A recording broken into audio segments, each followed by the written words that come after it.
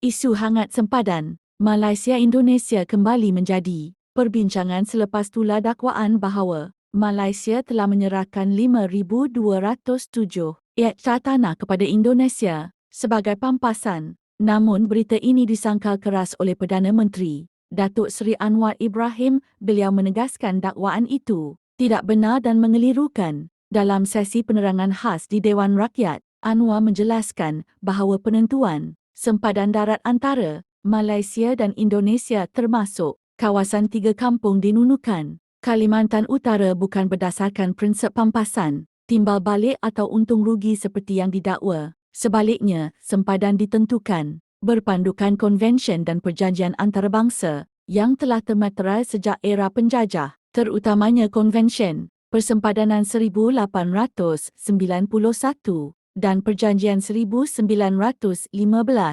Beliau menambah bahawa beberapa kawasan sempadan yang dipanggil Outstanding Boundary Problems UPB masih dalam proses rundingan bersama pihak Indonesia dan belum dimuktamadkan. Justru itu, tiada penyerahan tanah secara unilateral seperti dakwaan yang tersebar. Anwar turut menggesa semua pihak agar berhati-hati ketika mengulas isu sensitif ini kerana hubungan baik antara kedua negara perlu dipelihara demi kestabilan dan kerjasama serantau